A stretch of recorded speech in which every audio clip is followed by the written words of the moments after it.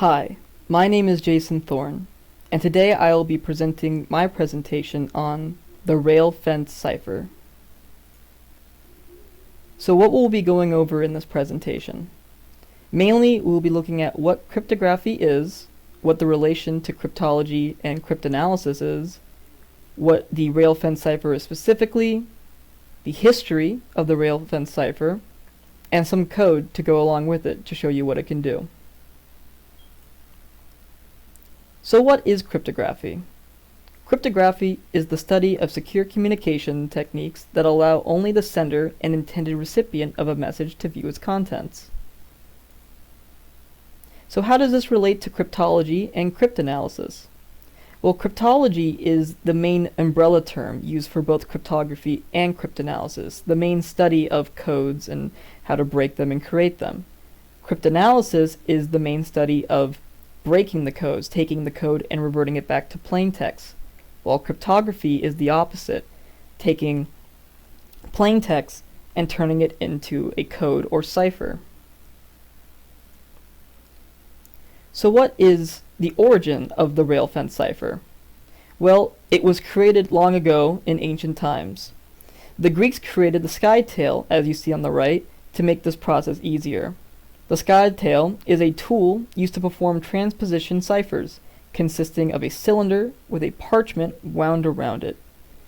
This was mainly used by the Greeks and the Spartans during times of war, so that their messages could be secret and not uncovered by their enemies. It's a simple and old method to encrypt messages. So more specifically, the rail fence cipher is a transposition cipher. Transposition ciphers, it's an encryption by which the positions of plain text are shifted according to the system that you're using. In this instance, we will be utilizing a zigzag pattern to encode and encrypt our plain text. It's a fairly easy encryption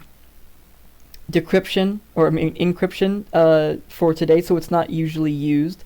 But I enjoyed how it looked and I thought it was kind of cool, and that's why I chose it for today.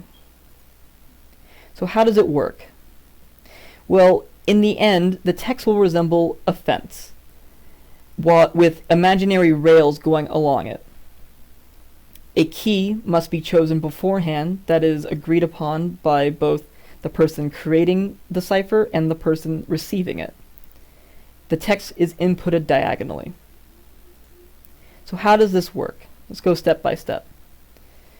First, your key will determine the number of levels in the rail. In this example, the key is 3, so there are 3 levels that the text is in. The text will be inputted diagonally. As you can see in our plain text, hello world, it starts at the top left and goes down at a diagonal. Once it's reached the bottom of our 3 levels, it goes back up to the top of the 3 levels, and then back down, back up, and back down. Once the text is inputted, our encryption will be read left to right. So the encrypted word, as seen here, will be HORELOLLWD.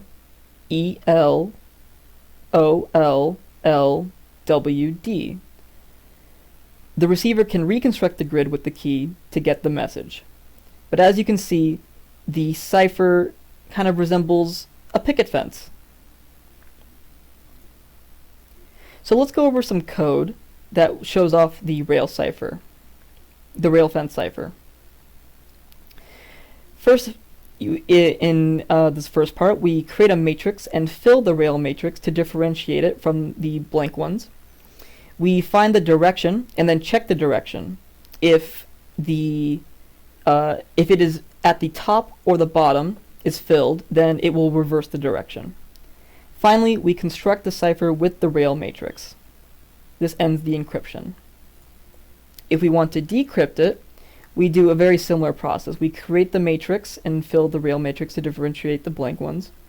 We find the direction and then check the direction using an asterisk to mark these places. We then construct the rail matrix with the fill, and we read the matrix zigzag to find the original word. here is some sample text that I used for this code, and here is the result. As you can see, it changes things with Dungeons with Dragons to, I'm not going to try and pronounce that because I don't think it's possible, but it is used with, a key of 2, 3, 3, and to decrypt it back to regular text. Anyway, I hope you enjoyed this presentation. I really enjoyed the rail fence cipher. I thought it was I know it's a simple cipher, but I enjoyed it, and I liked the image that it creates. So thank you.